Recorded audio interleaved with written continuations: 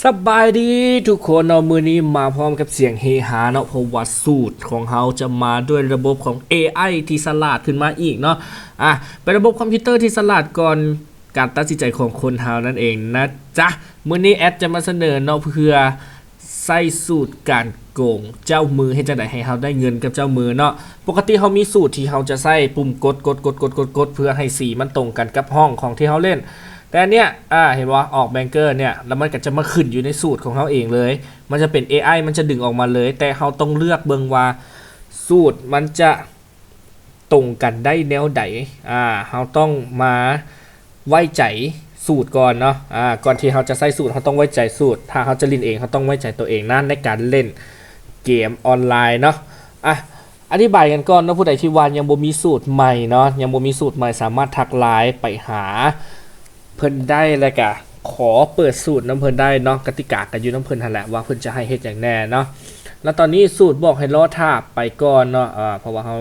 เข้ามาใหม่ๆเขายังลงบ่ทันนะเพื่อให้ระบบ AI ประมวลผลทุกคนอย่าใจฮ้อนนะทุกคนอย่าใจฮ้อนนะเข้ามากะ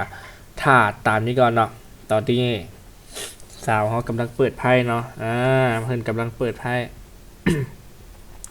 แอดจะให้เบิ่งเนาะตอนนี้เพลเยอร์ชนะนะแล้วอยู่ในหน้าจอเนี่ยเห็นบ่รอบต่อไปเพิ่นจะบอกว่าออกแบงเกอร์ AI จะประมวลผลออกแบงเกอร์แต่ว่าตัวเพลเยอร์หันมันจะขึ้นอยู่หน้าจอเฮาแล้วผู้ใดที่ว่ามักลงตามเหรียญเนาะก็ลงไปเลยแอดลืมปรับเงินเดี๋ยวครับสำหรับผู้ใดที่ว่าอยากลองสูตรเนาะลงเท่าไหร่ก็ได้เนาะเห็นบ่เมื่อกี้นี่แอดก็ลง5บาท10บาทหรือว่า100บาทเนาะการลองสูตรซื้อๆเขาบ่จำเป็นต้องลงหลายเนาะรอบต่อไปมันบอกแบงเกอร์นะตามสูตรที่ว่า AI เพิ่นประมวลผลมาเนาะว่ามันจะแม่นหรือบ่ถ้าแม่นแล้วเขาสามารถตามสูตรได้เลยเนาะบางคนมักเบิ่งตามเปอร์เซ็นต์บางคนมักเบิ่งตามเหรียญนะแต่รอบนี้แอดให้เบิ่งคือแอดจะลองลงตามเหรียญที่ AI เพิ่นประมวลผลมานะเปิดเลยเดี๋ยวเฮามาเบิ่งว่ามันจะแม่นส่ำใดเนาะถ้ามันแม่นเฮาสามารถตามสูตรได้เลยนะเปิดมาแล้ว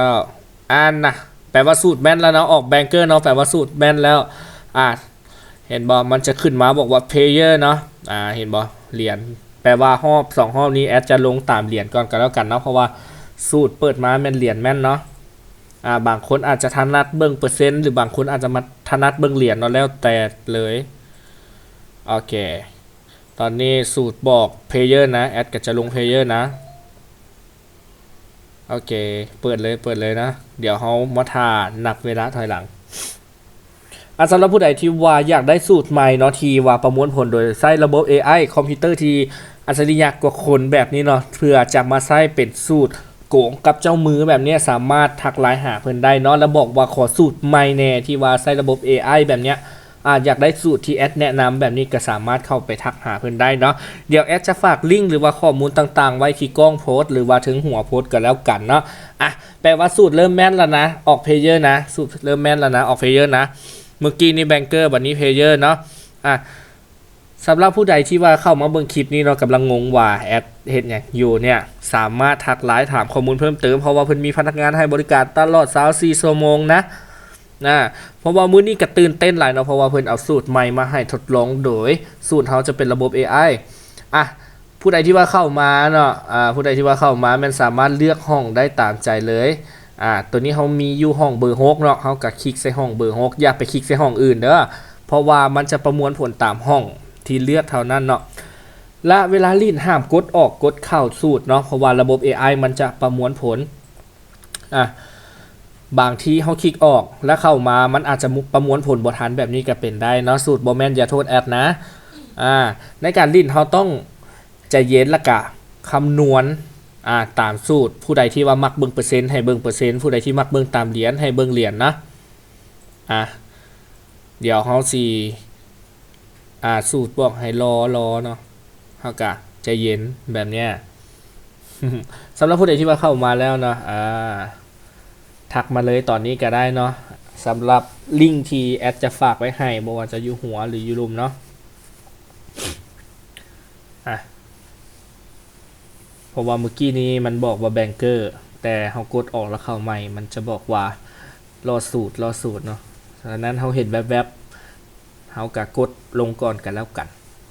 เพื่อบ่เสียเวลาเนาะ เพราะว่าเดี๋ยวสีคลิปสียาวเกินไปนะตอนนี้แอดลงแบงเกอร์นะ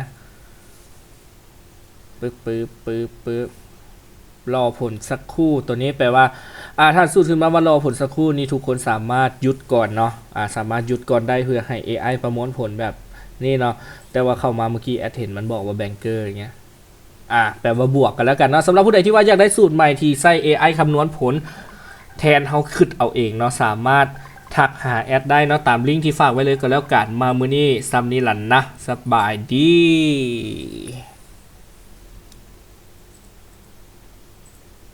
ไปต่อ